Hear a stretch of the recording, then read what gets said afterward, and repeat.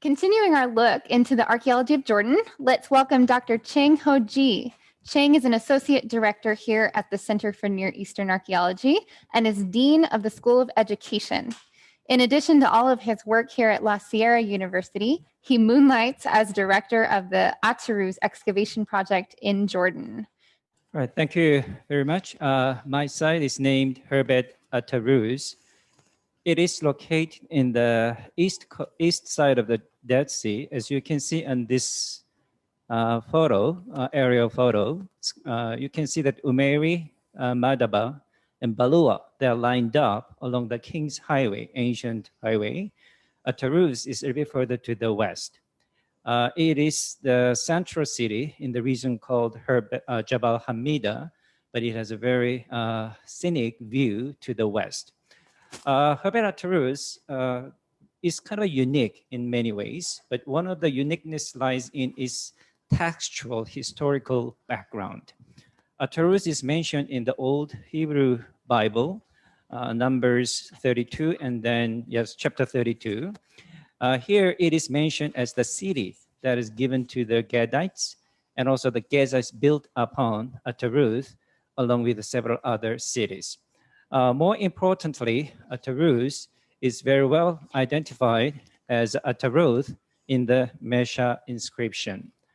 Khirbat Ataruz project, besides excavation, have been doing regional survey as well for the past 10 years.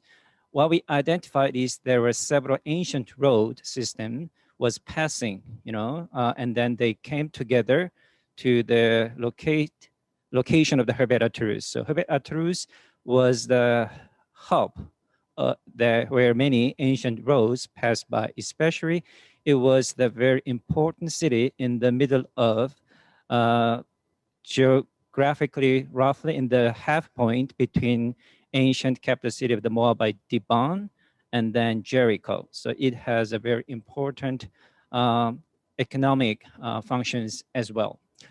So far at Ataruz, we found many layers of ancient settlements, but at the bottom, two green-colored one is called the Stratum 7 and Stratum 8. This is a very much cultic one, and archaeologically we call them Iron Age 2A period. More likely late 10th century to mid 9th century BC. And then this period is very well aligned with Gadites or Israelites. And this city was very violently destroyed, and then no actual objects remained intact. Everything was smashed, and then it was all the buildings collapsed. Stratum 5 and Stratum 6, which is orange color, covers Iron Age 2B period, roughly from late 9th century to early 7th century BC. This is very clearly, we call it Moabite. And this settlement was abandoned sometime in 7th century BC, followed by a long occupational gap. And then you can see Stratum 4, which is yellow color, that is late Hellenistic to early Roman period from 1st century BC to early 1st century AD. During this period, Ataruz was part of the Jewish Perea. So we have some settlements connected with intertestamental as well as New Testament period. And then another settlement gap entailed, and then more Islamic settlements came in. Now I'm going to spend a short period of time about the Mesha stela because this is one of the most important writings that we have from biblical period. It was found 1868, and then it was actually victory stele by King Mesha of Moab. It describes the conflict between Moabite as well as the King Omni's northern kingdom of Israel. In this long inscription, especially I want to focus on line 10 to 14. So I'm going to read it. Now the Gadites had lived in the land of Ataroth forever, and the king of Israel had rebuilt Ataroth for himself.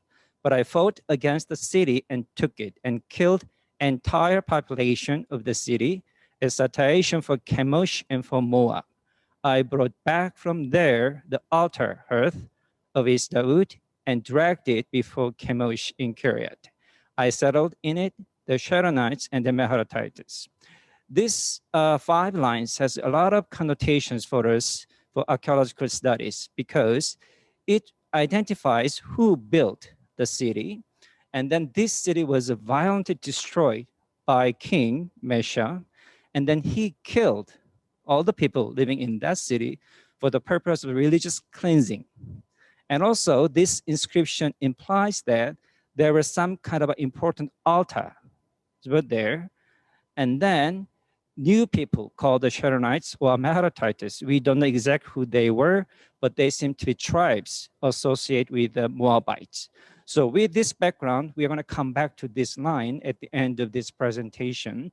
But this is another background here. If you open the 2 Kings chapter 3, there is a war between the Moab and then allies of Israel, Judah, and Edom.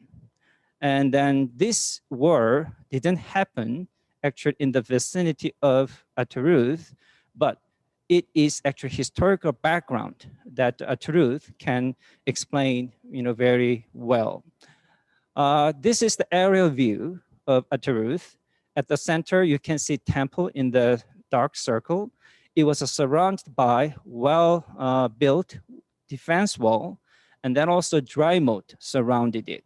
And then we think staircase was between temple and then gate system on the eastern slope. This is a closer view of the Acropolis. You can see that on the right end, we have a main sanctuary area, which comprised of the 3 main rooms. It was flanked by western and eastern high places. And then near western high places was a holy cistern. In this presentation, it's not included, but we cleaned and then dug the cistern. We found a bull relief carved on the cistern wall. And then in the summer solstice day, it was designed to receive sun beams. So we know that the bull carved inside the holy cistern was associated with the bull worship, and it was used for the cultic purposes of the temple. And then in front of the main sanctuary room, there were many altars, as well as one rectangular structure that included many cultic objects, which I'm going to show you later. And then to the east, we think there was outer courtyard. So far, our excavation in that area was limited, but so far we found kitchen that was used for the temple, as well as the area that animal was sacrificed. And also, Moabite sanctuary was located further to the north outside of this courtyard area. When the temple was destroyed in late 9th century by Moabites, they sealed inner courtyard and the main sanctuary, which protected the area. And the Moabite settlements was centered to the east and to the north of the main cultic temple area. I'm going to show you quickly some main buildings. This is main sanctuary of the cultic complex.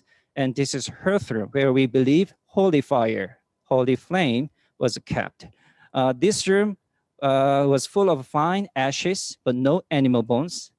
And then no cultic objects were found. But there were 2 benches equipped inside this room, which implies to us that probably priests or the worshippers sitting on this bench and observing and worshiping the fire in this hearth.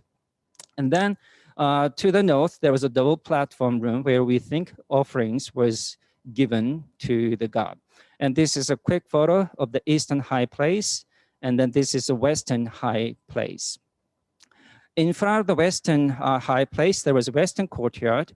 If we pass out, walk out from this western high place, we pass through the anteroom, and then we come to the standing stone.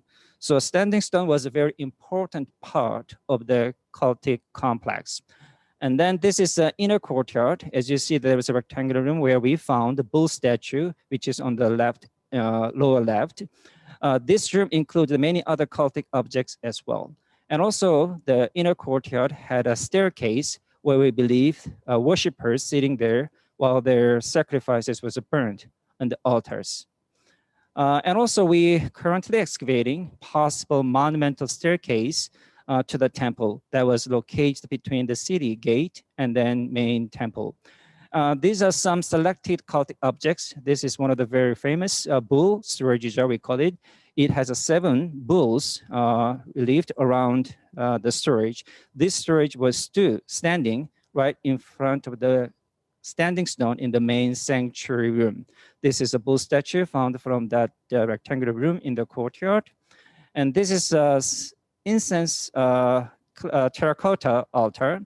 It has 4 horns and 2-story, which is preserved by the Andrews team. And now we know that it was full of decoration, and then it has 4 horns.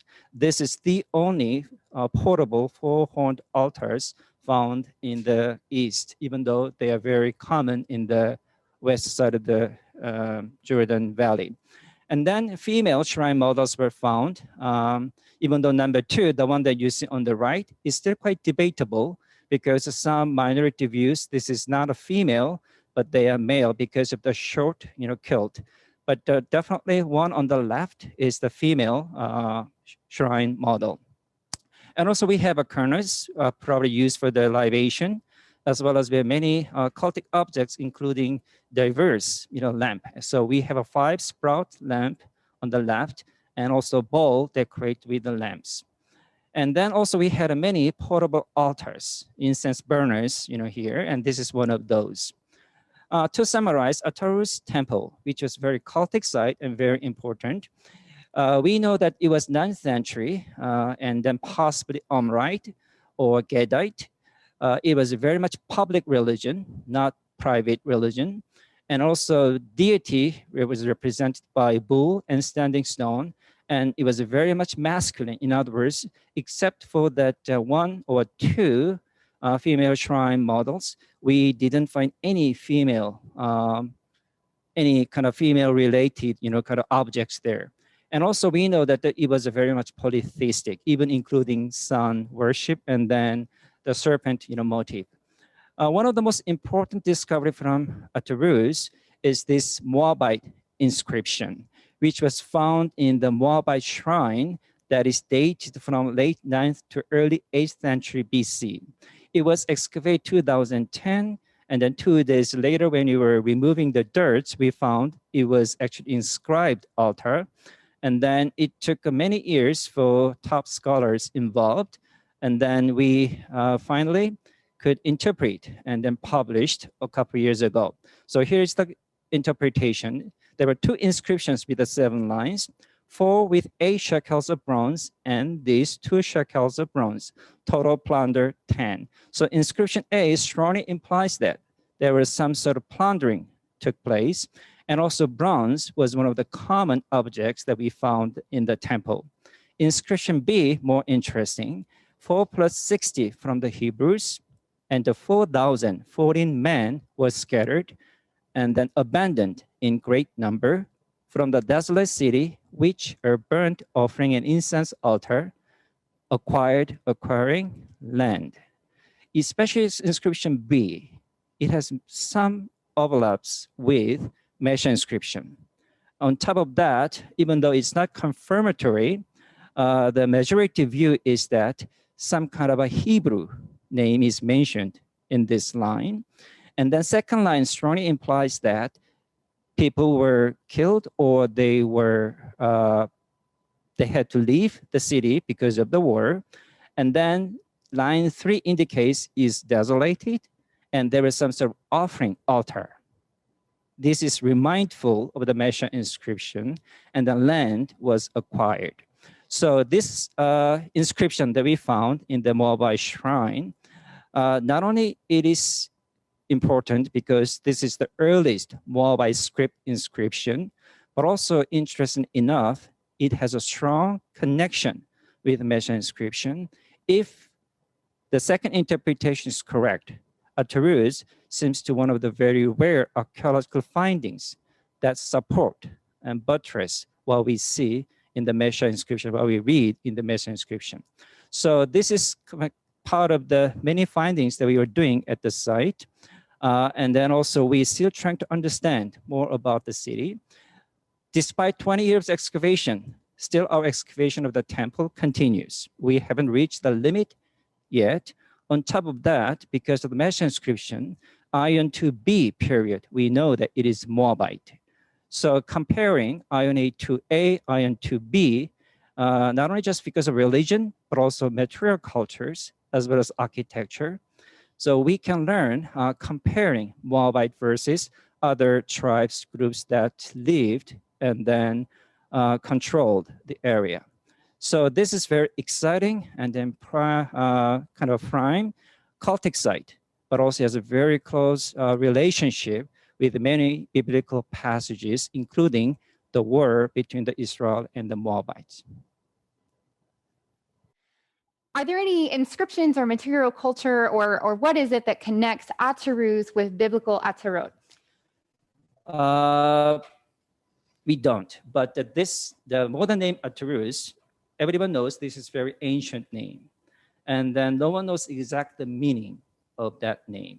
Some people call it crowns, other people, say something else. But Ataruz is definitely very antique, old name. And then we think this is preserving the old name. And then in the area, there's no other site that has that name. So of course, in archaeology, nothing 100% perfect, but this is one of those rare cases that preserving names over 3,000 years. Great. Next question is there any evidence of trade between Ataruz, Balua, and Numeri? That's a very interesting question, because when we look at Iron 2B, especially pottery, we see painted ware that was not present in Iron Age 2A period. It has a color with the bands. Definitely that kind of pottery was found in the Madhava Plains, as well as the Diban Plateau. So we do think those pottery tradition came from the East, even though it doesn't really related with the trade, but it may indicate migration of the new people from there. But as I said, Ataruz was connected with many other cities through this complicating road system. So road means people traveled, that means it is trade, right? So we can actually indirectly, say it that way, yeah. And actually, there's a piece of Ataruz pottery behind you, if you want to show.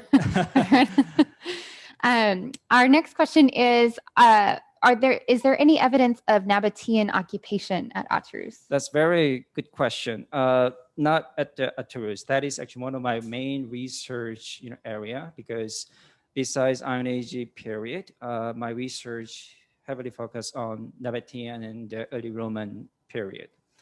My kind of a position at the moment is Ataruz, they control the Diban Plateau, but not move toward the other side of Sail Haydan, even though it is not impossible, very, very short-term occupation of Macarius. But even that is based upon about 2 dozens of Nabatean painted ware. But Nabatean painted ware can be the result of trade rather than occupation. So at the moment, I think Nabatean, they stopped Diban Plateau when they moved to the north, Perfect. And last one, is there an excavation season coming up? Yes, we are planning next year, but we say inshallah because of COVID. So we actually supposed to have a season this year, but we canceled. We are planning at this moment, but it's likely to be a small team, but also we are going to conduct geological, radar penetration, research, because the northern part of the mine site is currently covered by modern cemetery, which we cannot excavate. So by doing this GPR, we hope we can see any architecture, so it may help us to understand, what were there behind temple. We are excavating, and so we know what is before, in front of the, temple. but what was behind the temple is never we're going to excavate. So I think indirectly, at least we can answer that questions this year. Excellent. Thank you so much.